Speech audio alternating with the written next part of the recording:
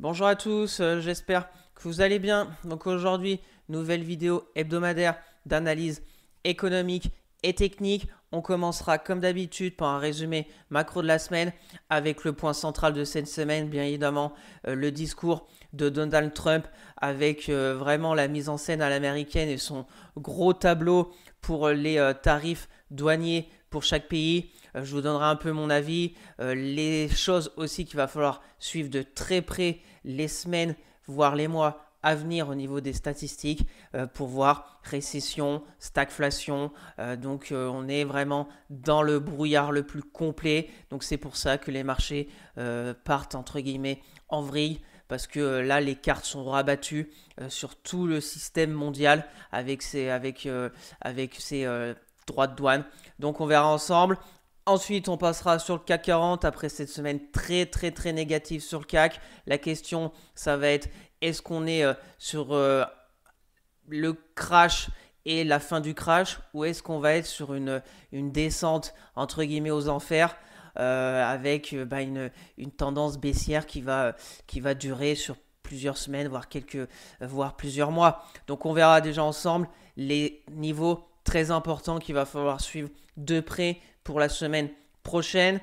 Après, on passera, comme d'habitude, sur le suivi de mes trades court terme en toute transparence avec quelques changements. Donc, le BX4, j'ai envie de dire, depuis le temps que je vous en parle, il fait son taf parce qu'il couvre un peu toutes mes positions court terme. Ensuite, j'ai toujours Trigano, Veolia, Biomérieux, Eramet. Safran, j'ai pris quelques positions ce vendredi parce qu'on est arrivé sur une très belle zone. Donc, on verra bien ce que ça va donner. Ensuite, j'ai toujours Bouygues, Bureau Veritas, GTT, ID Logistique. J'ai tout clôturé, j'ai tout vendu avec une en perte. On verra ensemble aussi sur quel niveau. Et j'ai toujours Alstom, Imerys, Sartorius et la Française des Jeux. Et pour terminer, comme d'habitude, quelques sociétés qui techniquement me semblent intéressantes à surveiller de près. Alors ça a été compliqué d'en trouver parce que les graphiques des fois font un peu peur. Mais on verra Saint-Gobain, Coface, Ipsen et SPI. Donc n'hésitez pas à vous abonner à la chaîne, à partager la vidéo, à me lâcher un maximum de likes, ça me ferait très plaisir. Si vous avez des questions, des remarques, si vous voulez un avis sur une société, mettez-moi tout ça en commentaire, je serai ravi d'échanger avec vous. Je vous rappelle mon Twitter où je fais le suivi de mes analyses techniques, de mes trades court terme, etc. Le lien est dans la description. Pour suivre mon PEA court terme et long terme à dividende sur Morning, le lien est aussi dans la description. Bien sûr, je ne suis pas un conseiller financier. Mon avis dans cette vidéo ne représente pas un conseil d'investissement. Elle est juste réalisée à but pédagogique. Chaque investisseur aura sa propre stratégie. Investir en bourse représente un risque. Vous êtes le seul responsable de vos achats et ventes d'actions. Allez, on va commencer avec les statistiques économiques de cette semaine dans la zone euro. J'ai même envie de commencer par vous dire que avec cette semaine qu'on vient de traverser et cet événement de Donald Trump, c'est entre guillemets du blabla. J'ai envie de dire, même si la dette française cette semaine avait disparu, je pense que le CAC 40 aurait quand même violemment chuté. C'est des événements qui sont très rares. C'est très rare, c'est comme les baisses de 8-10% en une semaine, c'est des choses extrêmement rares. Il peut y avoir par exemple le Covid, il y a eu je ne sais pas combien on avait baissé pour la guerre, le début de la guerre en Ukraine. Voilà, c'est des choses extrêmement rares. Ce qui me laisse un peu, on va dire, une interrogation, c'est que ces histoires de tarifs douaniers, ça fait un moment qu'on le sait. Ça fait un moment qu'on le sait. Et, Donald Trump, au final, est entre guillemets droit dans ses bottes. Mais le marché, comme d'habitude, c'est un peu voiler la face. Se dire, bon, il va pas oser faire ça. Il bluffe, etc. Sauf qu'il l'a fait. Et le marché a été surpris, donc a tout liquidé. Donc le marché n'avait pas pricé ce que Donald Trump nous répète depuis des mois. Donc on verra la suite. Donc on va commencer par la zone euro quand même, plutôt intéressante, ces statistiques au niveau de l'inflation. Voilà, l'inflation est très basse, on est sur du 2,2%, donc pas d'inquiétude à ce niveau-là. L'inflation corps baisse aussi, donc c'est plutôt aussi positif. On était à 2,6%, on est sorti à 2,4%, moins que le consensus qui était à 2,5%. Le taux de chômage aussi baisse lentement, mais on va dire qu'on va dans la bonne direction au niveau de l'inflation et du chômage dans la zone euro. Au niveau des PMI composites, je vous ai mis que le PMI composite de S&P Global. Je vous rappelle les PMI, quand on est en dessous de 50, c'est une contraction de l'économie. Quand on est au-dessus de 50, c'est une expansion. Alors on flirte avec les 50. Je vous ai mis aussi que la zone euro. Mais c'est positif, on prend aussi la bonne direction. On était à 50,2 le mois dernier. Les prévisions étaient à 50,4 et on est ressorti à 50,9. Donc pour conclure sur cette zone euro, on va voir aussi les impacts sur peut-être l'inflation, peut-être les PMI, l'économie globale de la zone euro qu'il va falloir suivre.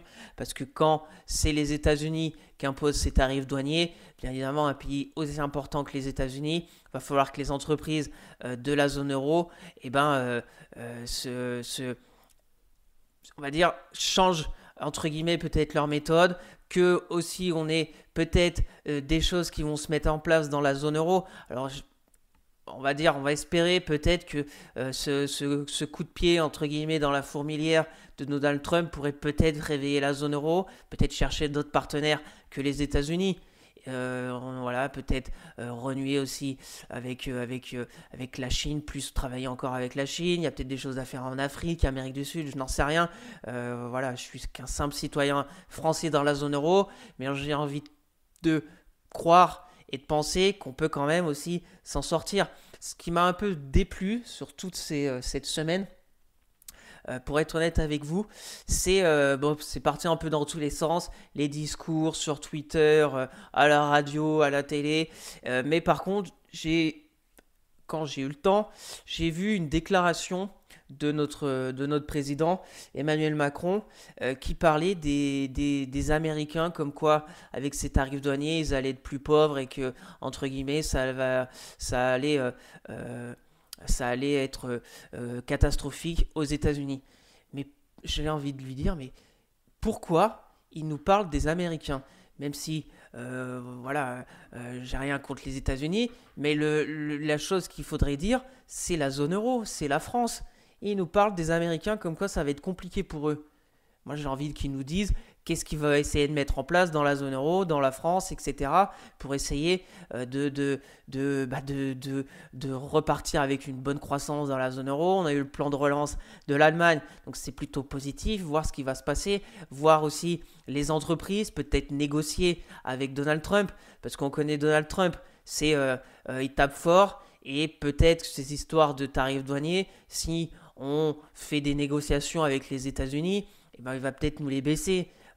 Faut discuter. Faut pas commencer à entre guillemets s'exciter et que ça parte encore plus dans tous les sens. Je pense qu'il faut se calmer, négocier et essayer de trouver des solutions déjà pour la France et pour la zone euro avant de parler des Américains.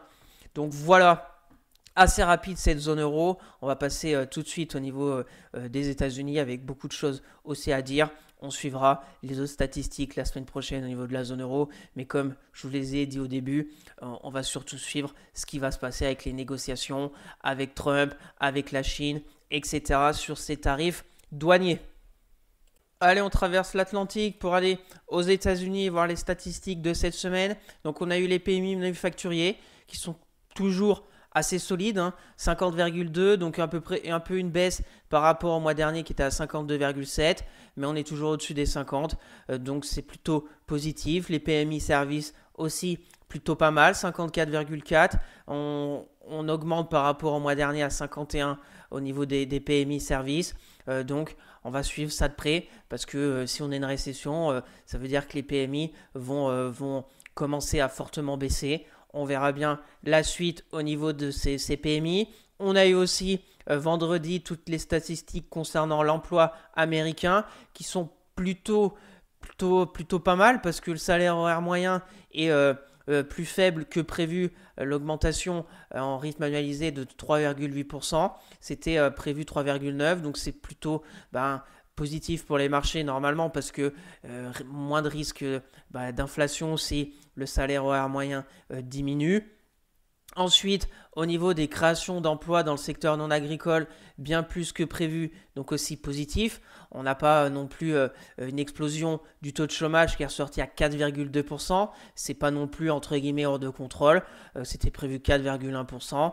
Donc au niveau de ces stats qui sont sortis, pour moi, on n'est pas encore sur la récession, mais malheureusement, comme les statistiques, comme la bourse, le principe de la bourse, c'est de, entre guillemets, deviner, savoir ce qui va se passer dans 4, 5, 6 mois, un an. Malheureusement, quand on sera dans la récession, ça sera trop tard, entre guillemets. Donc on va quand même suivre ça. Pour moi, on n'en est pas encore là. On va suivre surtout les choses aussi très importantes qu'il va falloir suivre, c'est l'inflation, pour voir, parce que si on termine avec une stagflation. Je vous en parle depuis aussi des semaines, cette histoire de stagflation, c'est tout à fait possible. Donc une stagflation, pour faire très simple, c'est une baisse de la croissance, presque nulle, on va dire un PIB à 0%, et une inflation qui repart un peu à la hausse. On verra. On a eu aussi le discours de Jérôme Powell qui était assez intéressant. Pour faire un résumé très rapide, eh bien, il reste droit dans ses bottes. On sait aussi que la stratégie de Trump, parce que qui pour moi joue un peu avec le feu, mais peut-être que son plan va fonctionner, on n'en sait rien, personne ne le sait. Son plan est assez simple à décrypter, c'est essayer déjà avec ses tarifs douaniers, de rapatrier des entreprises étrangères sur le sol américain. Déjà, ça, c'est ce qu'ils souhaitent faire. Alors, bien évidemment, pour construire des usines et tout, ça ne va pas se faire en 6 mois, mais ça peut-être rapatrier des entreprises, même européennes, sur le sol américain pour éviter ces tarifs douaniers. On verra bien. Et aussi, ce qu'il veut aussi faire, c'est peut-être flirter avec la récession, ralentir son économie pour que Jérôme Powell soit obligé de baisser les taux. Si on a une inflation, on va dire, qui baisse et que l'économie baisse, je pense que Jérôme Powell baissera les taux. Et ça, c'est ce que veut aussi Trump pour après injecter énormément de liquidités dans les marchés, parce qu'on sait qu'à chaque fois que les États-Unis arrivent à injecter des liquidités dans les marchés, et la plupart du temps, les marchés reprennent le chemin de la hausse. Donc, et l'économie repart, mais malheureusement en ce moment il ne peut pas le faire avec des taux extrêmement élevés, la dette aux États-Unis qui explose aussi, donc c'est un peu dangereux. Il y a aussi une chose très importante qu'il va falloir suivre, c'est le pétrole. Parce que le pétrole, on verra tout de suite après, qui est en train de vraiment partir aussi vraiment à la baisse, c'est aussi plutôt un point positif pour Trump, parce que si le pétrole repart à la hausse, c'est un risque inflationniste. On va voir aussi, je n'ai pas trop suivi, mais je ne sais pas, les pays du Golfe, s'ils vont nous faire des déclats, l'OPEP, l'Arabie Saoudite, etc., pour voir ce qu'il veut mettre en place, est-ce qu'il va y avoir des négociations, est-ce qu'ils vont couper un peu le pétrole pour le refaire un peu augmenter, on n'en sait rien. Et on a aussi bien évidemment l'euro-dollar. Donc si l'euro continue à bien augmenter face au dollar, c'est plutôt aussi positif pour Donald Trump, un dollar plutôt faible. Donc voilà les trois choses qu'il va falloir suivre de très près pour cette guerre commerciale qui est en train d'être menée par Donald Trump. Et pour, on va dire, côté américain, c'est surtout le chômage. Parce que si le chômage commence là on est à 4,2, à aller vers les 4,5, alors là, ça sera vraiment pas bon. On se rapprochera peut-être d'une récession. On aura aussi à suivre le pétrole, l'euro-dollar et surtout l'inflation et surtout voir si Jérôme Powell va lâcher du lest et va commencer à baisser les taux. Donc voilà les enjeux, je pense qu'il va falloir suivre durant cette année. De toute façon, on sera ensemble tous les week-ends pour faire un point et on va suivre l'avancée de cette guerre commerciale qui pour moi ce n'est que le début. Parce que aussi Trump, cette guerre commerciale et ces tarifs douaniers, peut-être que dans 2 mois, il va tout enlever. Peut-être qu'il peut même augmenter. Là, on a eu la Chine qui a contre-attaqué avec encore une hausse de ses tarifs douaniers avec les Américains. Alors si on commence à tous contre-attaquer, je pense que ça va mal se finir. Je vous ai dit plutôt calme et négociation. Après, la Chine, voilà, la Chine, j'ai envie de dire, elle peut le faire parce que la Chine, déjà, elle a d'autres partenaires que les Américains. On voit que la Russie et tout, on ne sait pas trop si la Russie, ce qui va se passer. On n'oublie pas la géopolitique. Là, c'est un peu mis sur le côté, mais on n'en sait pas plus sur cette histoire de guerre en Ukraine. Poutine ne donne pas de nouvelles pour cesser le feu. On a le Moyen-Orient, etc. Donc, on a encore plein d'actualités qui pourraient encore générer de la volatilité sur les marchés. Donc, pour finir sur cette partie économique, on va, j'espère, tous se calmer, voir ce qui va se passer dans les prochaines semaines et surtout négocier avec Donald Trump parce qu'on sait très bien que peut-être qu'il pourrait faire baisser ses tarifs douaniers et on va suivre surtout l'économie américaine et les réunions de la Fed. Allez, on va passer rapidement au petit graphique que j'aime bien vous faire suivre chaque week-end parce que je pense peut avoir un impact sur les marchés financiers et plus précisément sur le CAC 40. Alors bon, cette semaine, on va pas trop en parler du 10 ans français, du rendement sur le 10 ans français. On est sur une bougie rouge de moins 3%. On est toujours, pour moi, dans la zone des 3,20, 3,58. Voilà, maintenant, pour ces histoires de rendement sur le 10 ans français, les obligations. On ne va pas oublier aussi que la dissolution de l'Assemblée nationale, c'était au mois de juin dernier, que l'Assemblée peut être encore dissoute un an plus tard, donc au mois de juin. Donc on va voir ce qui va se passer au mois de mai, etc. Parce qu'il ne faut pas totalement oublier la politique française qui est un peu chaotique. Donc on verra, on va suivre ça les semaines à venir, mais là, pas vraiment le sujet pour cette semaine. Le rendement, on va même pas regarder le spread avec l'Allemagne, mais voilà, j'ai envie, cette semaine, tout a baissé, même le gold qui était sur une très très belle tendance haussière, il y a eu des prises de bénéfices, donc tout est rouge presque cette semaine. Le 10 ans américain, plutôt intéressant, donc forte chute, bien évidemment cette semaine, moins 6%, donc il se dégonfle, donc on va voir aussi jusqu'à où ce rendement sur le 10 ans américain pourrait baisser. Alors si bien évidemment on price une récession aux États-Unis, il pourrait encore continuer de baisser. Ici il continue de baisser, peut-être, on a vu, on avait le canal baissier, on est sorti par le haut. On a des zones ici un peu intermédiaires. S'il revient vers les 3,62, eh ben on va voir si Jérôme Powell va commencer à peut-être aussi baisser les taux directeurs. Donc on va voir, voilà, au niveau du 10 ans, on va peut-être même enlever le canal. On va être plus sur peut-être un range entre 3,62 et 5.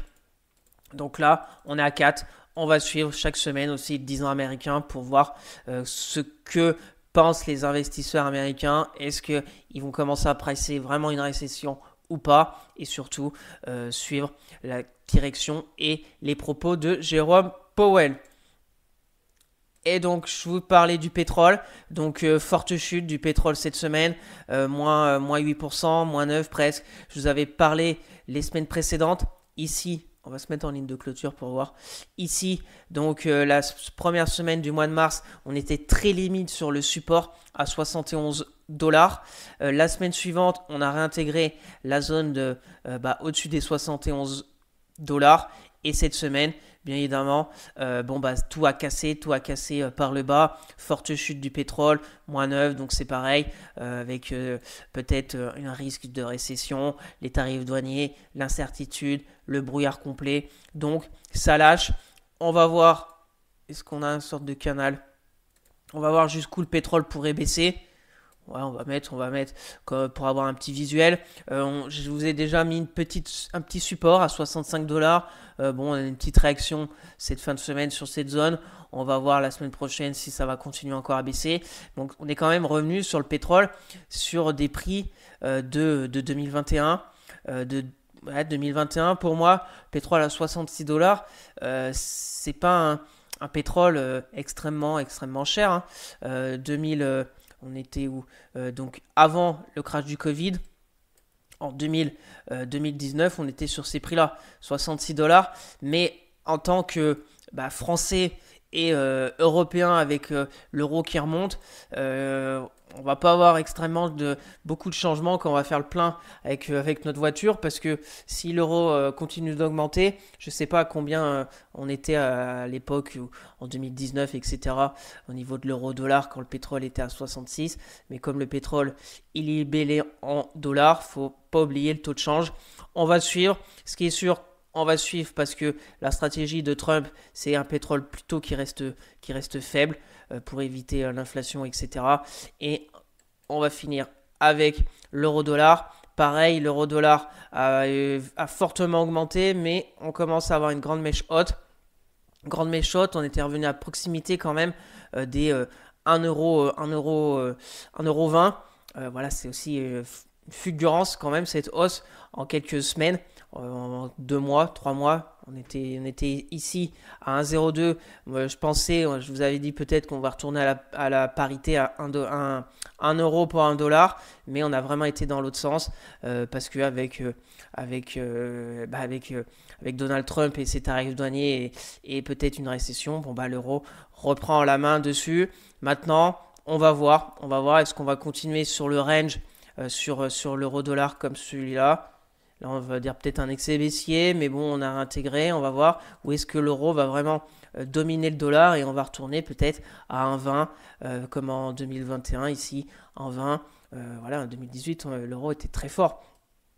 Donc, c'est pour ça aussi que Trump, si l'euro continue d'augmenter, c'est plutôt aussi positif pour l'inflation américaine et Donald Trump.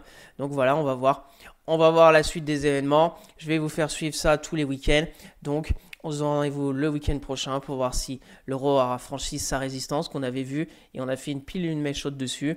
Et surtout, suivre le pétrole et le 10 ans américain de très près. Allez, c'est parti pour l'analyse technique du CAC 40 sur TradingView comme d'habitude. Donc, sacrée bougie rouge. Vraiment une sacrée bougie rouge. Alors, est-ce que c'est de la fin du crash? Est-ce qu'on est sur une capitulation? Est-ce que ça va continuer? On ne sait pas. Ce qui est sûr, c'est qu'il va falloir être prudent. On est sur une baisse hebdo de moins 8%. C'est déjà arrivé par le passé. C'est déjà arrivé, j'ai regardé début de la guerre en Ukraine, moins 10%. Sur cette semaine du 28 février 2022. On a eu aussi bien évidemment les fortes baisses du crash du Covid, 3 baisses consécutives en hebdomadaire, moins 11, moins 3 et moins 20%. Donc on ne sait pas, peut-être qu'on va faire encore les mêmes baisses, on n'en sait rien, peut-être que ça va être une tendance vraiment, on va dire entre guillemets, long terme baissière. Voilà, après, bon, on peut aller voir 2008, etc. Mais je pense que vous avez compris, on est sur un moment, pour moi, charnière, mais on va dire entre le crash du Covid. Alors, crash du Covid, quand on était dedans, ça fait mal. On pensait que ça allait être la fin du monde, etc. On s'est relevé. La guerre en Ukraine, c'était un peu autre chose parce que voilà, c'était soit on laissait entre guillemets faire l'Ukraine, la Russie et tout, soit tout le monde allait Troisième Guerre mondiale et voilà, c'était entre guillemets la fin. Et on s'est relevé. Là, ces tarifs douaniers, mais ce qui me fait un peu peur sur ces tarifs douaniers, c'est que c'est plutôt structurel. C'est, je pense, jamais arrivé, surtout à notre époque en 2025, qu'un président impose ses tarifs. Le tableau était vraiment extraordinaire, vraiment hollywoodien, avec les pays. Il y avait même des îles où je crois qu'il n'y a que des pingouins qui y habitent. Et il a énuméré les pays et en disant qu'on avait maltraité les États-Unis, etc. Et puis voilà, 30, 10, 20, 50, 60, voilà, il nous a donné les chiffres. On va voir parce que ce qui est aussi paradoxal, c'est que ces tarifs douaniers aux États-Unis, c'est par décret, donc il n'y a pas de vote du Congrès, etc. Donc il peut bouger. Alors c'est pas que Donald Trump, évidemment, c'est toute l'administration américaine. Il n'est pas tout seul. On va voir. Donc j'ai bien peur que ça peut durer. Parce que là, il a énuméré ses tarifs, mais c'est que le début, parce que ça peut négocier, on peut trouver des arrangements, des choses. La Chine, les États-Unis peuvent privilégier d'autres partenaires, etc. Donc quand les marchés sont dans le flou et ne savent pas comment les prochains mois vont se passer, j'ai bien peur qu'on puisse encore baisser. On verra, on verra. J'ai confiance aux entreprises pour s'adapter parce que là on analyse le CAC 40. Voilà, je pense que les LVMH, Hermès, Air Liquide, Schneider Electric vont réussir quand même à s'en sortir. Voilà, ça va peut-être aussi être, ça va peut-être mettre du temps. Mais voilà, c'est pas une troisième guerre mondiale. Va falloir peut-être, je sais pas, augmenter les prix et voir si les clients aux États-Unis vont pouvoir acheter sur des prix plus élevés et au final introduire ces hausses de tarifs douaniers sur le prix final et avoir toujours une belle marge ou changer de partenaire ou aller construire des usines aux États-Unis comme je vous l'ai dit, mais ça va aussi prendre du temps. Donc là, évidemment, les marchés boursiers, c'est immédiatement. Donc voilà, on va passer à la technique. On aura encore le temps d'en reparler cette année de ces tarifs douaniers. Ça va être un gros sujet sur cette année 2025. Donc au niveau du CAC 40, techniquement, moins 8% en hebdomadaire. Alors les niveaux aussi qu'on a tracés depuis un long moment. Donc le week-end dernier, on avait cette bougie hebdo. Donc on avait cassé la première zone ici de support de ce petit range. On était un peu bloqué en sorte de petit canal baissier et avec les plus hauts historiques, au final on n'a pas fait un record. Et on était à 8028 support. Et la semaine dernière, on casse les zones de support. Je vous dis, on va voir si on a un rebond avec le canal baissier. Les zones à surveiller, résistance 8028, le canal baissier. Prochaine zone de support, 7786 points sur le CAC. La zone de polarité, voilà, le résistance, etc. On a zigzagué. Et c'était la zone de support. Cette semaine, on enfonce tout. On enfonce le support qui était court terme, qui a bien évidemment pas résisté. Et on enfonce même le canal, cette zone un peu de support oblique haussier, qui est tracé quand même depuis depuis le Covid. Alors le support, on peut bien évidemment, voilà, c'est un support, on peut essayer on peut le tracer comme ça. Donc on va dire qu'on est dessus. Mais ce qui est sûr, c'est que maintenant, ce qu'il va falloir suivre de très très près sur le CAC 40, je vous rappelle qu'on a en quelques semaines revenu au point de départ sur le début de l'année 2025. J'ai toujours ma petite ligne, je vais la laisser toute cette année à 7381 où le CAC 40 a ouvert le 2 janvier sur ces niveaux. Là, on est repassé négatif sur cette année 2025. Alors j'ai envie de dire, si j'avais fait un sondage fin d'année 2024 sur le CAC 40, à combien le CAC 40 serait au mois d'avril 2025.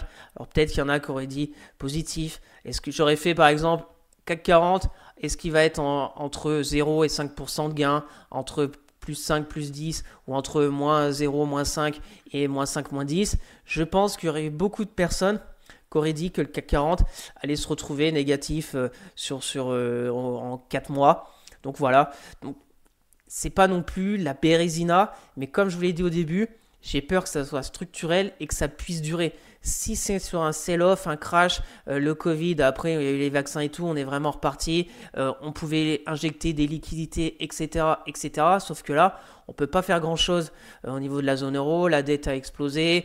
La France, c'est pareil. On ne peut plus rien faire avec notre dette publique, etc.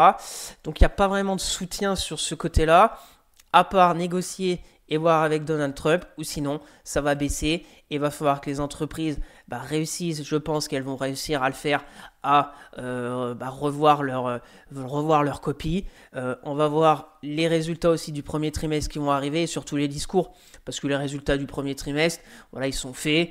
On va peut-être avoir des bons résultats, des bonnes surprises, mais surtout il va falloir suivre les discours.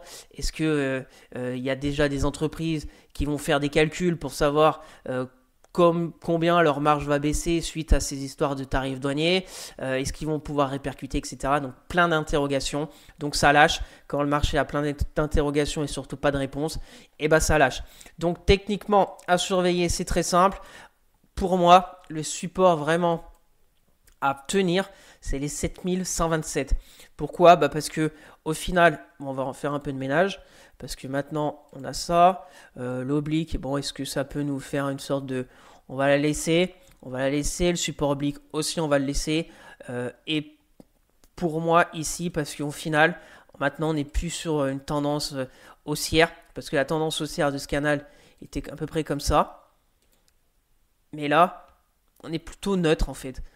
Là, on peut zigzaguer encore durant des mois, voire des années, je n'en sais rien, mais on peut rester tant qu'on tient là. Si on casse les 7130, on casse aussi la moyenne mobile 200 hebdomadaire sur le CAC 40 et la moyenne mobile 200 hebdomadaire sur le CAC. La dernière fois qu'on l'a vraiment cassé, c'était lors du crash du Covid. Après, on fait des fois des passages un peu en dessous, mais depuis ici, il faut se rappeler qu'on l'a vraiment cassé à la baisse durant des semaines, voire des mois. C'était à la crise de 2008. On a cassé la moyenne mobile 200 hebdo. On a fait de février 2008 jusqu'à qu'on la passe au-dessus en décembre 2012. Ensuite, on s'est vraiment bien posé sur cette moyenne mobile 200 hebdo. On a fait quelques semaines en dessous, mais rien d'alarmant. Ici, pareil, en 2018, crash du Covid. Pareil, quelques semaines, voire mois, et on est repassé au-dessus. Alors, on va voir. On va voir. C'est pour ça que la zone est pour moi très importante des 7130, qu'il va falloir suivre de très près en support. Maintenant, résistance. Résistance, voilà, déjà, bon, cette zone, on va un peu l'enlever. Ça a cassé. Bon, on a la bougie ici, on a des gaps.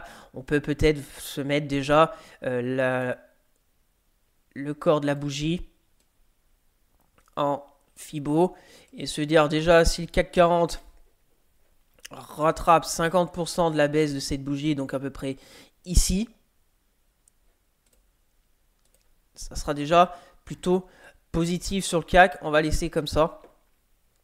On va voir, parce qu'on ne sait pas trop, ce qui va se passer. On va voir aussi la semaine prochaine, est-ce que ça va continuer, ou au moins est-ce qu'on va se stabiliser, ou on va avoir un rebond. Ça va être aussi très important de voir la bougie d'après, comme je vous le dis, même en journalier. Des fois, on a une invalidation la journée d'après. Là, ça va être pareil. Bon, je pense pas qu'on va avoir une invalidation sur la bougie de moins 8. Je pense pas qu'on va faire plus 8, voire plus 10 la semaine prochaine et qu'on va retourner au-dessus des 7008. Mais on va suivre. On se donne rendez-vous dans une semaine pour voir la suite. Donc, pour conclure en hebdo, le point très important, les 7130 en support qu'il va falloir préserver parce qu'après, c'est 7008 et puis après, c'est 6600. Le gros support oblique haussier que j'ai tracé depuis un long moment qui passe par 2016, etc. Polarité sur le crash du Covid, c'est 6006 à peu près, 6006, 6800. Donc, affaire à suivre. On verra la semaine prochaine où en sera le CAC 40. Curieux de voir. Donc, au niveau des moyennes mobiles, en hebdo, il ne nous reste que la moyenne mobile 200 qui peut devenir un support dynamique. Toutes les autres sont reparties à la baisse et le RSI n'est même pas encore en zone de survente. Donc, prudence. Rapidement sur le journalier, parce que le journalier, c'est à peu près la même chose. On a des énormes gaps baissiers. Donc la semaine on était ici. Lundi on fait un gap baissier. On se stabilise bien sur la zone de support des 7008. Plutôt intéressante. Et puis après ça a lâché. Jeudi moins 3% ça lâche. Gap baissier. La moyenne mobile 200, aucune réponse dessus. Je vous l'ai dit, de toute façon ce genre de discours, vous pouvez être le meilleur analyste technique, les fondamentaux, les PER des entreprises, etc. Tout vole en éclats. Tout le monde bazarde. Il y a plus rien. Plus rien ne vaut plus rien. Et ça lâche. Et ça nous fait une bougie de moins 4,5 presque vendredi. On est en zone de survente. Plus personne n'ose se mettre en face de la vague qui déferle des vendeurs. Donc voilà où est-ce qu'on en est sur le CAC. Donc pour conclure sur le CAC 40, allez, on va mettre ça. On va enlever ça. Celle-ci, c'est la zone qu'on a vue en hebdomadaire. Donc les 7553 au niveau du... Pardon, on va y arriver. Voilà, au niveau du CAC 40. Donc pour conclure sur le CAC 40, prudence pour la semaine prochaine. On peut avoir du rebond technique, mais quand même prudence. On est sur la zone ici. On va enlever cette zone un peu intermédiaire. Donc on est sur une petite zone Je pense que vraiment le CAC va aller à 7130. Peut-être la semaine prochaine, peut-être pas, ou peut-être jamais, mais 7130, c'est une grosse zone de support. S'il n'y a pas d'acheteurs sur cette zone des 7130, si il n'y a rien qui se passe sur ces zones des 7130, et ben on pourrait aller à 6008. Donc 7130 à surveiller pour la semaine prochaine.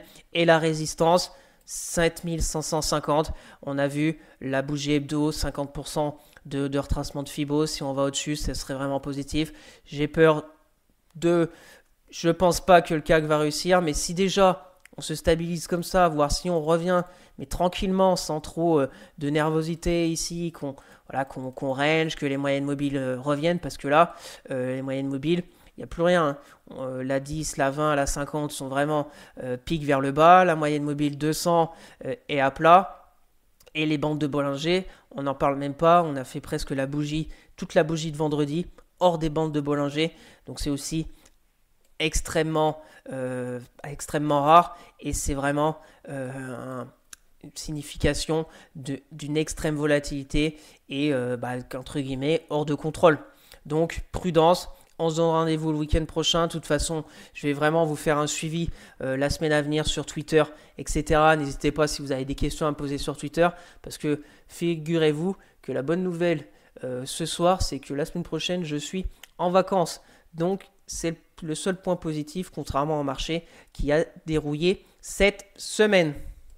Donc, on va passer maintenant au suivi de mes trades court terme, comme d'habitude en toute transparence, après cette semaine vraiment négative sur les marchés. Alors, le point très positif de mon portefeuille court terme, c'est le BX4 que je vous parle tous les week-ends, etc. Que depuis des longs mois que je suis bloqué dans ce BX4 et qu'au final, je m'en sers comme couverture de toutes mes positions court terme. Je vous parle pour X ou Y raison, si le marché venait à se retourner, c'est ce qui s'est passé. Donc, je suis plutôt content que mon BX4 retrouve est positif. Début d'année, quand je commençais à voir le CAC 40 qui allait faire des nouveaux records et que j'étais coincé avec le BX4, je me suis dit comment je vais m'en sortir avec ce BX4. Donc là maintenant, la question ça va être est-ce que je vais commencer à prendre mes bénéfices sur le short du CAC 40, je pense. Est-ce que ça va continuer? Je laisse faire, j'accompagne. Alors pour ceux qui me suivent et que tous les week-ends je vous dis pourquoi pas tenter une position de BX4, soit pour couvrir votre portefeuille au cas où, ou sinon avec une stratégie, avec un stop en dessous des plus bas là, au niveau du BX4. Bravo s'il y en a qui ont suivi un peu ces stratégies. Maintenant on est à 0,88, mon PRU est ici. Alors oui, c'est pas un énorme gain malgré la hausse des 8, voire depuis les plus bas là, depuis ici qu'on a cassé, que je vous parle que c'était possible d'avoir une stratégie, on a fait 20%. Alors bien évidemment, moi je n'ai pas fait 20%, mais au moins je repasse positif sur le BX4. Donc c'est plutôt positif. Par les temps qui courent, il faut trouver des bonnes nouvelles. Donc ça, c'est plutôt une bonne nouvelle. Maintenant, il va falloir essayer d'encaisser les gains. Peut-être pas trop vite, parce que si ça continue de baisser, j'aurai plus de BX4, parce que là, je pense que c'est plus le moment de shorter le CAC. On va voir quand il va arriver à 0, peut-être à 0,92 ici le BX4. On a vu la zone du CAC 40 avec le support, peut-être encaissé, et on va voir si ça zigzague, et peut-être si le CAC 40, on est sur un rebond et qu'on revient là et qu'on est une autre attaque baissière, on va suivre. Pour le moment, je suis toujours dans le BX4. Si je le coupe, si je vends la moitié, etc., je vous partagerai sur Twitter. N'hésitez pas pour me suivre. Le lien est dans la description. Et pour les personnes qui souhaitent shorter le CAC, je pense que dans l'immédiat, il faut plutôt patienter parce qu'on pourrait avoir un rebond technique. Je ne pense pas que la semaine prochaine, on va encore faire moins 8% sur le CAC 40. Alors, tout peut arriver. Mais va bien falloir un peu de construction. Si les investisseurs réfléchissent ce week-end, on va peut-être avoir des constructions, des congestions intéressantes la semaine prochaine. Donc affaire à suivre au niveau du BX4, on en reparlera le week-end prochain. On continue avec Trigano. Donc Trigano, Trigano, elle avait déjà très morflé la semaine dernière. On est revenu sur la zone de support. Alors en hebdo, voilà, la baisse c'est pas non plus énorme vu le contexte. -4, on est revenu sur une belle zone de polarité, 100 euros. Alors on va voir, je suis toujours dedans. Je me suis fait embarquer avec ce gap baissier, les résultats que, comme je vous l'avais dit, je n'avais pas trop vu. Voilà, je garde, j'attends. On est sur les 100 euros, je m'affole pas pour en reprendre. On va voir si on a une construction. Pour les personnes intéressées, voilà, s'il y a des personnes qui souhaitent quand même intervenir sur les marchés malgré le contexte actuel, voilà, Trigano, possibilité assez simple. Par exemple, si on comble le gap baissier de vendredi, un stop par exemple ici, puis on essaye de peut-être combler le gap, retour ici, reste récompense de plus de 2. J'ai aussi envie de vous dire que quand les marchés sont sur des sommets, tout le monde va acheter, et quand les marchés baissent comme en ce moment, plus personne va acheter. Je sais que c'est dur, je sais que c'est très dur d'acheter des actions quand on a des grosses baisses parce qu'on ne sait jamais jusqu'où la baisse peut monter. Mais si il y a 2 semaines, vous pensez, on verra par exemple Safran, parce que j'en ai repris, que Safran il y a 2 semaines, qui était voilà, une opportunité on verra, elle était peut-être à 250 euros, je ne sais plus trop les prix, et 2 semaines après, pourquoi pas commencer. Alors, il faut avoir un money management, il faut être diversifié, il ne faut pas, parce que le marché a perdu 8%, faire all-in sur tout, tout ce qui a baissé de 10%. Voilà, il faut garder, je pense, une poche de cash au cas où, mais il faut peut-être commencer à regarder. Voilà, si il y a quelques semaines, je vous avais dit que le CAC 40 allait revenir sur des niveaux encore plus bas que le début d'année, on aurait dit, ouais, s'il revient là, je vais acheter du Schneider Electric, du LVMH, Hermès qui a fortement baissé, et j'en passe. Par contre, il ne faut pas faire all-in. Il faut réfléchir, commencer peut-être à bâtir sur des actions qui ont fortement chuté et qui vont dans votre cahier des charges sur du moyen terme, long terme, court terme. Donc voilà, on fera un point le week-end prochain. Donc Trigano, voilà, on est là. Moi, je suis dedans avec une bonne moins-value latente pour le moment. Voilà, 26%. Ça commence à faire pas mal. On est sur la zone de support. On va voir si on a une réaction. On est aussi sur l'oblique que j'ai tracé qui commence au crash du Covid. Donc, on verra bien la suite au niveau de Trigano. Le RSI, on est en zone de survente. On va dire à suivre et rendez-vous le week-end prochain. On continue avec Veolia. Donc, Veolia, forte chute ce vendredi, moins 5,61.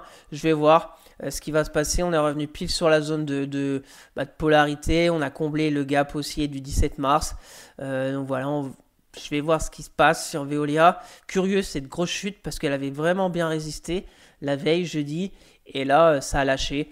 Alors, comme je vous dis, des fois, dans cette sorte de mini crash et de sell-off, tout part à la poubelle. Donc voilà, on va voir Veolia si les investisseurs réfléchissent ce week-end. Peut-être qu'on aura des achats sur cette zone pour essayer de repartir à la hausse. Moi, je suis toujours en gain. Alors, petit gain, mais à surveiller. Peut-être opportunité d'en prendre, c'est un secteur qui peut être aussi un peu défensif. Voilà, elle a bien progressé. On va voir, on va suivre, on va pas s'affoler, comme je vous l'ai dit, calme, patience, et on va suivre les graphes, et on va voir quand tout va se calmer, peut-être qu'il y aura des choses à faire intéressantes. Donc moi je suis dedans. Pour les personnes intéressées, on est revenu un peu sur la zone de polarité, on a comblé le gap, donc voilà, après quoi faire, on va voir lundi. Si lundi, on a une stabilisation, ou je sais pas, lundi ça part à la baisse, mais au final on a une méchotte, on retourne ici, et voilà, peut-être prendre avec la mèche basse, j'en sais rien, et puis aller chercher là-haut. Risque récompense de 3. Voilà comme scénario tout à fait envisageable avec money management, etc. Comme d'habitude, le RSI retour vers les 50. Donc on est vraiment neutre sur Veolia, même si la bougie de vendredi fait quand même peur. Moins 6%, assez rare sur Veolia, ce genre de bougie. Oui, dernière précision, ça c'est un peu mon stop, mais c'est un peu un stop comment dire, entre guillemets virtuel, psychologique. Voilà, c'est un peu un stop psychologique que je me fixe. Mais comme le marché a fortement chuté, je me dis qu'il va y avoir au moins un rebond technique, quelque chose qui va venir. Donc, je pense pas que ça soit le moment de vendre. Alors je peux me tromper. On verra que j'ai vendu des logistiques. Je peux me tromper et peut-être qu'on n'aura pas de rebond la semaine prochaine. On va encore prendre moins 8% en hebdo sur le CAC. Mais voilà, c'est ma stratégie pour la semaine prochaine. Attendre au moins un rebond technique, que ça se calme et voir ce qui se passe. C'est pour ça que j'ai pas vendu parce que ça a été tellement vite. Alors si vous aviez des stops, bravo. Vous avez peut-être sauvé quelque chose. Et vous êtes fait stopper, vous avez pris votre perte et vous allez être serein et voir ce qui se passe. Moi, je ne suis pas trop le maître des stops. Je préfère soit vers la fin de la journée vendre, soit dans la journée, pareil pour acheter. Donc, on verra Veolia. Donc, on va rebaisser un peu le stop psychologique parce qu'on est sur la zone de polarité. On continue avec Biomérieux. Donc Biomérieux, c'est un peu comme Veolia, jeudi plutôt intéressante, plus 154. On fait un beau passage de la résistance. Et le lendemain, invalidation, moins 3. Donc c'est un peu la même chose. Je pense que peut-être qu'elle va repartir. On va voir. Secteur plutôt intéressant aussi. RSI neutre. Voilà, il n'y a pas non plus catastrophe sur Biomérieux. On est toujours sur une très bonne plus-value latente. Si ça continue, pourquoi pas encaisser, parce que c'est par les temps qui courent, d'encaisser 10%, ça serait déjà pas mal. On va réfléchir et puis on va voir lundi comment ça va se passer au niveau de Biomérieux. Pour les personnes intéressées, on est toujours, on a peut-être fait une sorte de bull trap jeudi. On verra si lundi on repasse au-dessus des 117, ça sera très positif. A contrario, le support a vraiment préservé, c'est les 111. Si on revient à 111, on sera toujours dans ce range après la forte hausse. J'en avais repris le 11 février par ici. Donc à voir, on peut revenir ça et puis repartir. Ou à contrario, casser tout par le bas. Et retour vers les 100 €. Affaire à suivre sur Biomérieux. On continue avec Eramet. Donc Eramet, semaine catastrophique. Alors matière première, bien évidemment, comme Eramet souffre énormément avec ses tarifs douaniers, prise de récession, etc., etc. Donc voilà, donc Eramet, je vais sûrement la garder bien plus longtemps. Le secteur m'intéresse et là, on va dire, cette société très très très cyclique. Alors là, techniquement, ça fait peur. En hebdo, on casse tout. On fait moins 18% sur une semaine. Donc c'est pas rien. Alors après sur Eramet, ça peut, on fait des fois des moins 13, moins 22, etc. Donc, et des fois dans l'autre sens c'est pareil. Donc c'est très volatile. Il faut savoir aussi dans quoi vous embarquez quand vous tradez une action. Il faut savoir que comme Veolia, si Veolia fait plus 16, c'est très très rare. Je pense que c'est jamais arrivé, mais Eramet, elle fait des fois des plus 22 et des moins 15. Quand une action est très volatile, elle est extrêmement volatile, c'est à la hausse comme à la baisse. Ça va ensemble. Donc Eramet, je sais qu'il y a des possibilités de baisse de moins 18%, mais peut-être qu'il y aura des possibilités de hausse. Maintenant, je suis dedans. On va voir après les niveaux. Voilà, en hebdo, ici, il y a une belle polarité. En hebdomadaire, on va voir jusqu'où elle va aller et surtout suivre la suite des événements sur Eramet. Pas grand chose à faire. Soyez prudents, on a tout cassé. Une belle moins-value attente aussi en cours sur Eramet, presque moins 30. Donc ça commence aussi à piquer. Maintenant, j'avais cette possibilité d'aller très bas, mais je pense que Eramet, même si ça va durer peut-être un an, je n'en sais rien, repartira. J'ai plutôt confiance à l'avenir au niveau d'Eramet. Et si on se met vraiment en mensuel, je peux me tromper, elle peut aller à 19 €. 19 €, ça fait encore une baisse de 50%. Mais si elle arrive à 19 € et quand en quelques mois, là, en 10 mois, elle repart, elle gagne 413% comme c'était le cas dans le passé, pourquoi pas en 2020, on est revenu à 19 €. Après, on a fortement augmenté. Donc c'est peut-être ça. C'est pour ça que voilà, je me suis lancé dans Eramet. Voilà, prudence, parce que c'est quand même très très très volatile. Mais c'est aussi une société que je n'ai pas dans mon portefeuille, ce secteur. Donc affaire à suivre. Alors prudence et on verra la semaine prochaine où on sera. Est-ce qu'on va revenir à 37? Est-ce qu'on aura du rebond? Ce qui est sûr, c'est que dans ce cas-là, moi je ne touche à rien. Je ne vais pas commencer à me renforcer parce qu'au final, je vais me mettre entre guillemets en danger parce que la valorisation des ramètres dans mon portefeuille va commencer à grandir. Et si ça continue de baisser, eh ben, ça reviendra entre guillemets au même même si je fais baisser mon PRU. On continue, donc Safran, comme je vous l'ai dit en début de vidéo, j'ai renforcé ce vendredi, j'ai repris 2 positions, voilà, on verra, j'ai pas mis à jour mon PRU, je viens de voir, donc je pense qu'il doit être par ici, à peu près. J'ai pris ici, il doit être à peu près par ici. De toute façon, je vous partagerai sur Twitter parce que je ne l'ai pas fait encore sur Safran. Voilà au niveau de Safran. Donc on va voir pourquoi j'ai renforcé. Bah, je pense que la baisse sur Safran a été un peu exagérée aussi. Après, j'étais en gain, on a cassé ce support. Alors, on a peut-être une sorte de triple top, mais comme je vous le dis, en analyse technique, malheureusement, avec ces histoires de tarifs, même si on a des épaules, tête-épaule, etc. Alors, si on a un triple top ou un double top sur Safran, on a cassé la ligne de coup qui était ici. Donc, si on reporte, ça nous fait par ici. Donc, on serait presque à l'objectif de ce retournement un peu baissier. On est revenu sur la moyenne mobile 200 journalière. On est un peu aussi sur le support oblique haussier. Donc je tente au moins un rebond technique sur Safran. Je suis toujours dans le positif, même si c'est très très très très faible. On va voir. On va voir la suite au niveau de Safran et on fera un point le week-end prochain sur Safran. Voilà, le RSI pointe vers le bas, les moyennes mobiles à part la 200 qui nous reste en soutien, on va voir aussi si elle tient. Donc on est revenu au point de départ de mon trade avec une deuxième position prise ce vendredi sur Safran. Pour les personnes intéressées, soit vous jouez la moyenne mobile aussi 200 journalière avec un stop soit en dessous des plus bas de vendredi si Safran repart un peu à la hausse lundi. Si ça casse tout, on pourra retourner à 205 et voir ce qui s'y passe.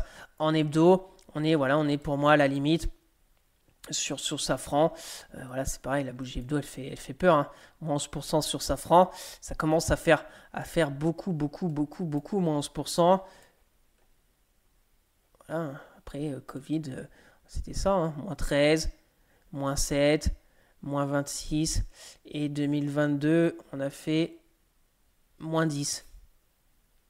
Moins 15 aussi. 28 février, début de la guerre en Ukraine, on a vu moins 10, moins 15. Donc on va voir.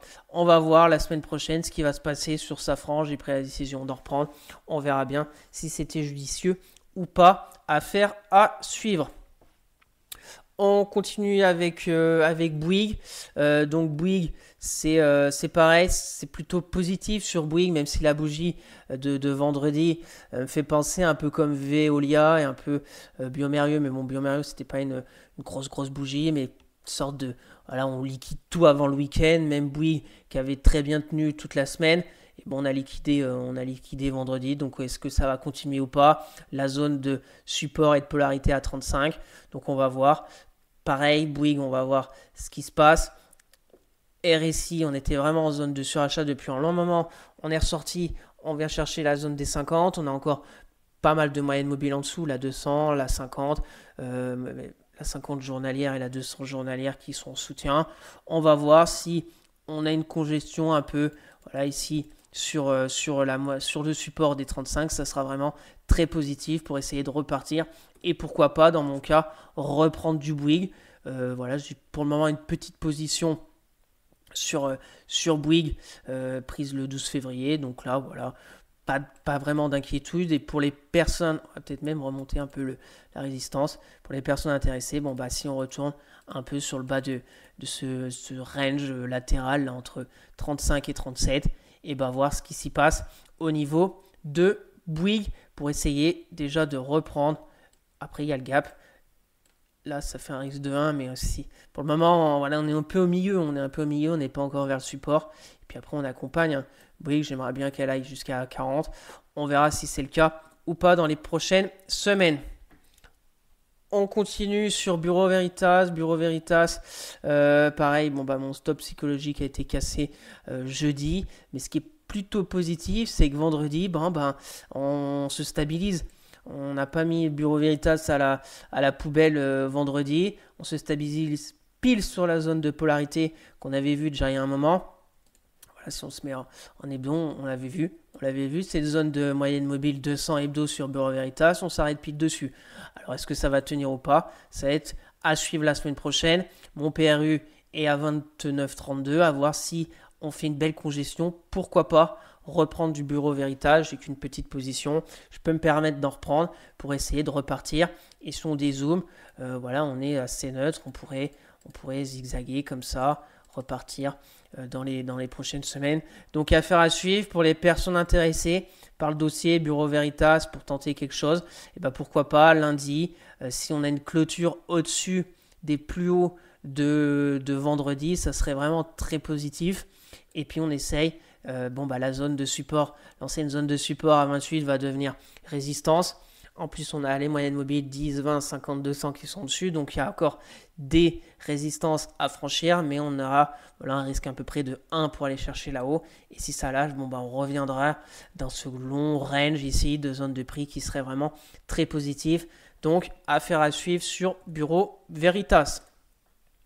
On continue avec GTT. Donc, GTT, pareil, ça a lâché. Donc, GTT, vendredi, moins 6%. On est retour aussi sur une zone plutôt intéressante. Alors jeudi, elle était revenue pile sur la moyenne mobile 200, mais on voit que sur GTT, la moyenne mobile 200, elle n'est pas très, pour moi, pas très intéressante. Elle n'est pas vraiment en support dynamique, ni en résistance dynamique. On la traverse, entre guillemets, comme dans du beurre. Donc après, il faut adapter les moyennes mobiles par rapport aux sociétés.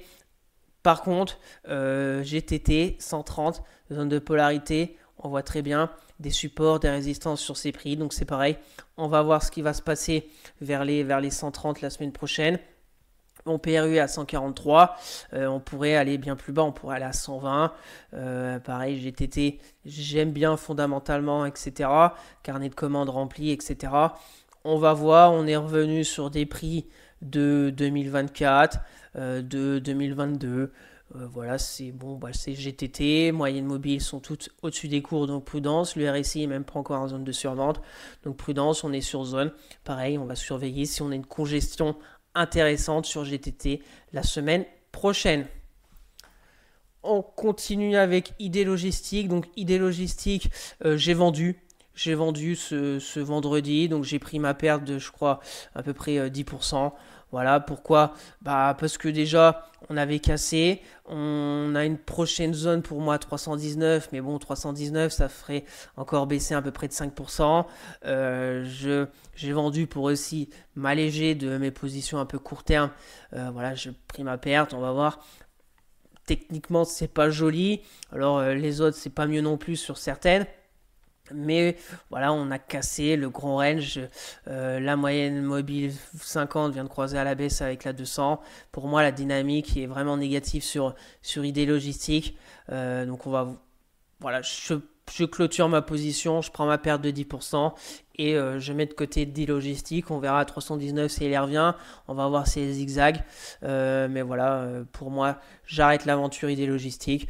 Voilà, c'était un trade qui avait commencé le 13 mars. La congestion était plutôt bonne sur la zone des 362, sauf qu'en 2 jours, jeudi, vendredi, elle s'est fait emporter par le tourbillon baissier. J'ai préféré sortir mes actions et d'idées logistiques, prendre ma perte de 10% et on verra pour la prochaine. Moyenne mobile négative, comme on a dit. Et de toute façon, idée logistique, je vous fais un suivi tous les mois en hebdomadaire. Donc, on va encore la suivre. Pour ma part, on sort. Et sinon, 319, pour moi, la prochaine zone de support. Si on se met en hebdo. Voilà, 319, la prochaine zone de support sur idée logistique. Voilà, en hebdo, on la voit très bien. parce que c'est la moyenne mobile 200 hebdo. C'est une belle zone ici de polarité qui était résistance en 2022, qu'on a cassé en 2024. On a fait une belle poussée haussière. Donc c'est la prochaine zone de support. J'ai préféré prendre mes pertes sur ID Logistique. On continue avec Alstom. Donc Alstom, pareil, on s'est fait emporter par la baisse. Alstom, on va se mettre un peu en hebdo. On est très limite. En hebdo, on peut baisser comme ça. Allez, on va baisser un peu. On voit le range ici, le biseau. On est revenu au point de départ. Alors, c'est pas joli. C'est pas joli. C'est pareil. Faut voir la semaine prochaine ce qui va se passer sur Alstom. RSI pointe vers le bas. Moyennes mobiles sont toutes au-dessus des cours. C'est négatif, c'est négatif. Bon, j'ai qu'une petite position pour le moment. Pareil, si ça travaille la zone ici des 18 euros, 18,30 €, vers on va dire 18 €, peut-être reprendre. Mais attention, il y aura la moyenne mobile 200 qui était vraiment positif en soutien des cours. Donc prudence sur Alstom. Pareil, pour les personnes intéressées, voir ce qui se passe là, ce début de semaine prochaine. Et puis après, je sais pas, mettre un stop en dessous des plus bas de vendredi. Et on a allé chercher le gap baissier, risque récompense de 1. Et puis on verra la suite. Moi, je suis dans le train. Pour le moment, j'attends de voir ce qui se passe. Petite position. Pour le moment, moins value latente de 24% sur Alstom. Ça commence aussi à faire beaucoup. Donc on va faire à suivre. On continue avec Imerys. Imerys, pareil. Donc Imerys, on est revenu. On a cassé les 29 €. Imerys, c'est pas joli du tout. Pas joli du tout, on a cassé toutes les moyennes mobiles, on n'est même pas encore dans une zone de survente. Pour moi, le prochain support est à 25,64. Donc voilà, il va falloir que je prenne aussi une décision. Là, pour le moment, je suis sur une perte d'à peu près 15-16%. Une seule position aussi, donc heureusement. Est-ce qu'il ne serait pas mieux d'acter la perte un peu comme idée logistique et voir après si on retourne à 25,64 ce qui se passe. Donc on va voir la semaine prochaine, début de semaine, ce qui va se passer sur Imerys. Mais voilà, court terme, il n'y a pas grand-chose ici. On peut après tracer des supports, des résistances, on peut en tracer partout, presque.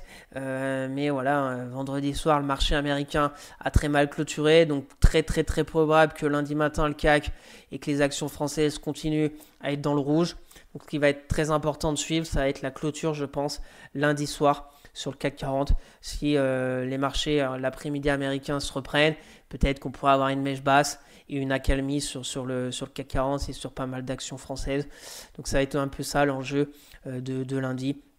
Ou sinon, vraiment un sell-off, c'est-à-dire encore une baisse de 3% sur le CAC 40. Et puis bon, à force, ça sera peut-être la dernière baisse. Mais bon, j'ai envie de dire, si on rebaisse encore de 6-7%, plus on va baisser, plus ça va être compliqué de remonter. Plus on creuse le trou, plus ça va être compliqué de remonter. Donc Imerys, c'est à peu près le cas. On va voir, ça va être compliqué de remonter. On va voir ce qui se passe la semaine prochaine. On continue Sartorius. Sartorius, pareil, ça casse tout. Ça casse tout sur Sartorius. On est très limite. Si on met vraiment, on va dire, vraiment très précis sur le support qui était ici en novembre 2024, on est dessus. Donc c'est à peu près la même chose. Le canal, on peut l'enlever. Le biseau, on a cassé le gros biseau un peu ici. Donc on est de retour ici, si ça lâche, c'est direction le 144. Là c'est pareil, on va suivre, on va voir ce qui se passe début de semaine, peut-être aussi encaisser sa perte de 16% ou attendre un rebond technique sur Sartorius. Donc voilà, faire un suivi pareil pour les personnes intéressées, attendre une congestion. Là c'est vraiment partie en live, entre guillemets, donc on va voir. Personne a été, tout le monde cliquait pour vendre et personne regardait les niveaux techniques, les fondamentaux des entreprises. Ça cliquait pour vendre. Maintenant, ça va peut-être réfléchir et voir peut-être des opportunités sur certains dossiers. Et on va finir avec la Française des Jeux. Donc la Française des Jeux, au final, la Française des Jeux, elle est en train de, elle a baissé un peu comme tout le monde, mais elle congestionne. Est-ce qu'on est sur un double creux? Voilà, on voit une sorte de double creux sur la Française des Jeux. Alors on va suivre. On a eu la forte baisse, on a eu le rebond sur la moyenne mobile 10 où j'ai pris position. Je pensais qu'on allait aller plus haut, mais bon, avec cette semaine, voilà, bon, on est revenu sur le point de départ des 28-26. Donc on va voir, on peut peut-être zigzaguer encore pendant quelques jours pour repartir. Le RSI tente peut-être de repasser au-dessus pour sortir de la zone de survente. On a la moyenne mobile 10 journalière, donc peut-être un dossier à surveiller avec peut-être une clôture au-dessus de vendredi. La moyenne mobile 10 commence à se mettre à plat, alors peut-être à 29,42, prendre position, stop ici, puis on va voir jusqu'où. Là on a la résistance, moyenne mobile 20, etc. Mais si on retourne là-haut, risque récompense d'à peu près 2,5 sur la Française des Jeux. Donc affaire à suivre, je suis toujours dedans, petite position, c'était forte baisse. On connaît en hebdo qu'on est sur une belle zone de support de moyen terme. Donc, affaire à suivre sur la Française des Jeux, où je suis toujours dedans. Et je vous ferai le suivi peut-être cette semaine sur Twitter. Je vous rappelle, pour suivre, le lien est dans la description. Et de toute façon, on en reparlera le week-end prochain, quoi qu'il arrive. Donc voilà ce tour d'horizon de mes trades court terme que j'ai toujours en portefeuille. En toute transparence, voilà, cet instant T, je me dis que j'aurais pu faire autrement sur cette semaine, mais plus facile à dire maintenant que quand on est devant l'écran, qu'on se dit, bon, bah, peut-être qu'on va revenir, peut-être que vendredi, on va avoir un rebond technique, peut-être ci, peut-être ça. Ce qui est sûr, c'est que le point très positif dans mon portefeuille, c'est le BX4, qui, entre guillemets, couvre les pertes. Maintenant, il va falloir jouer fin pour essayer d'encaisser le BX4 parce que si on a un rebond et qu'au final mes plus-values latentes sur le BX4 font comme neige au soleil et qu'au final après ça retourne à la baisse, donc c'est pour vous montrer aussi que c'est compliqué le trading, c'est compliqué de prendre des décisions, donc c'est pour ça aussi que je vous partage tout. Je suis loin d'être un pro, voilà, je vous partage mes pertes, mes gains, etc. Donc voilà, cette semaine a été très compliquée. On va essayer de sauver les meubles et je serai avec vous encore la semaine prochaine pour refaire un point au niveau de mes trades court terme. Et donc on va finir comme d'habitude par quelques sociétés qui techniquement me semblent intéressantes à surveiller de près. Alors bien évidemment, à pas se lancer lundi matin première heure sur ces sociétés, plutôt à observer, voir si on a des constructions intéressantes suite à ces fortes baisses. Donc on va commencer avec Saint-Gobain. Donc Saint-Gobain, on a aussi fortement chuté depuis ses plus hauts qui étaient le 7 mars, donc à peu près un mois, et on a perdu quand même 23%. Donc Saint-Gobain, une perte de 23%, ça n'arrive pas tous les mois. 12, ici on a perdu 9. Ici la forte baisse, à peu près 20% en 2023 sur une belle tendance baissière. Donc voilà, sur Saint-Gobain, on est sur une perte de à peu près 20%. On est revenu, malheureusement, on a cassé la moyenne mobile 200 journalière, mais on est revenu sur la belle zone de polarité à 82 euros. On fait une mèche basse vendredi soir. On va voir si on congestionne. Ça veut dire une stabilisation. Voilà, là, on est vraiment hors des bandes de Bollinger inférieures. Zone de survente au niveau du RSI. Voilà, c'est liquidation pour pas mal d'investisseurs de Saint-Gobain. On va voir pareil la semaine prochaine ce qui va se passer sur Saint-Gobain. Je vais vous la faire suivre.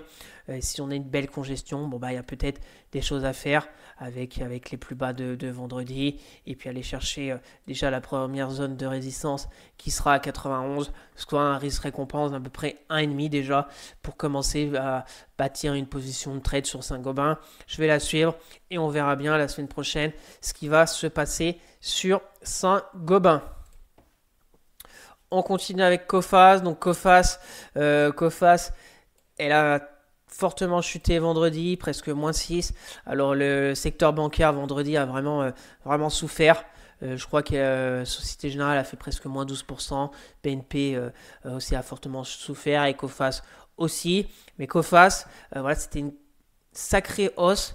Sacrée hausse et on est revenu que sur la moyenne mobile 50 journalière. Alors on avait la zone ici de polarité, mais bon, on peut voir une autre zone ici. Voilà, une autre zone, on peut peut-être même ajuster mieux tout ça. Parce qu'au final, si on est assez précis, Coface elle est plutôt bien montée. Et bien montée, en fait, elle a fait une première belle impulsion haussière. C'est stabilisé. Deuxième, on a fait une sorte de range. Troisième, quatrième, et là, forte chute. On est revenu ici. Alors, c'est pas non plus catastrophique sur ces niveaux à 16,29. On va voir ce qui se passe. On va voir aussi la semaine prochaine si on a une congestion, une phase un peu de latérisation entre 16,67 et 16,29. Ça pourrait être intéressant si on recasse les 16,74, prendre position, stop ici.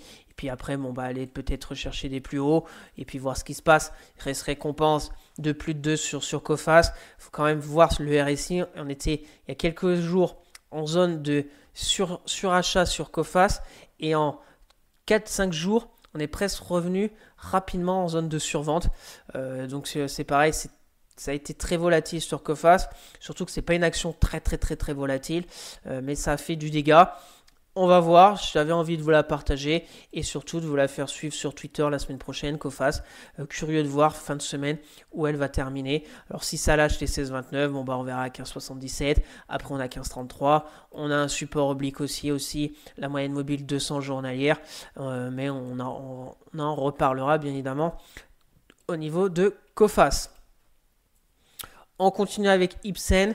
Donc Ipsen, je l'avais sélectionné vendredi matin parce que si on tenait les 105,60 €, ça aurait été vraiment intéressant sur Ipsen parce qu'on a une belle zone ici de 105. On voit que il y a à peu près une semaine, le 26 mars, on était revenu sur cette zone. On avait eu un retour des acheteurs vers les 105,50 €.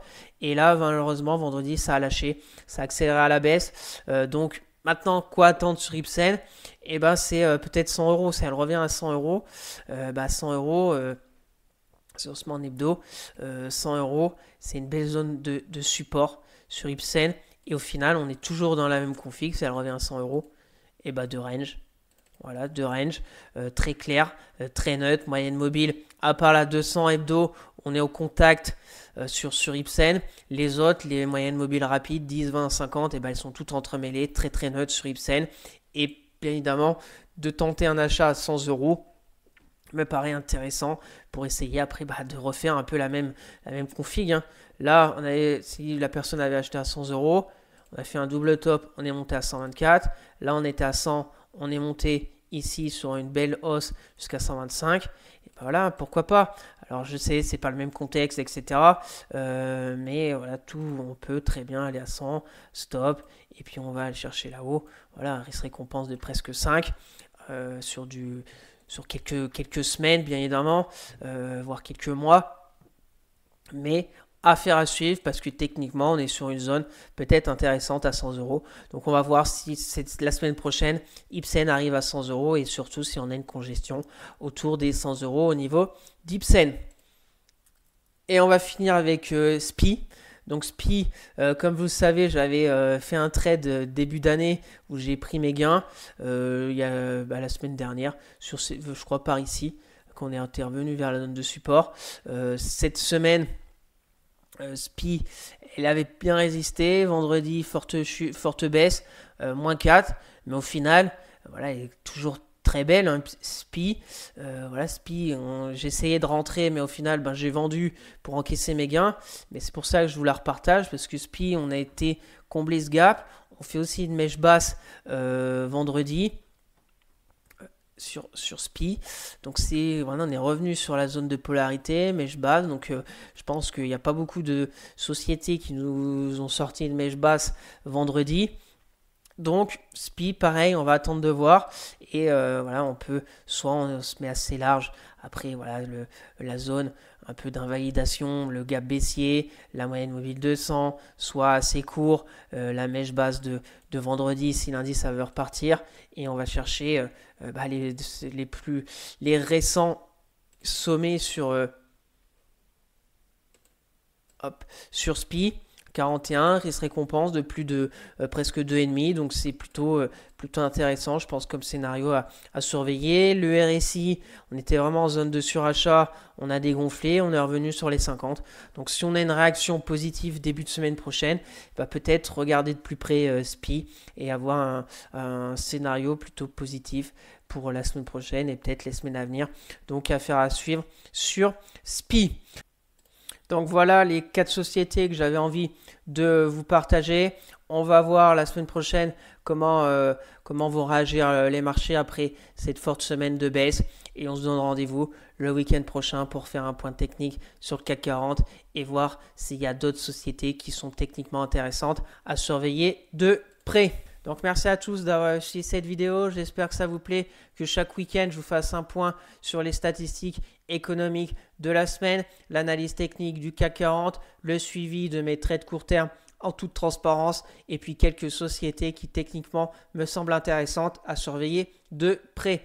Donc n'hésitez pas à vous abonner à la chaîne, à partager la vidéo, à me lâcher un maximum de likes, ça me ferait très plaisir. Si vous avez des questions, des remarques ou si vous voulez un avis sur une société en particulier, mettez-moi tout ça en commentaire, je serai ravi d'échanger avec vous. Je vous rappelle mon Twitter où je fais le suivi de mes analyses techniques, de mes trades court terme, etc.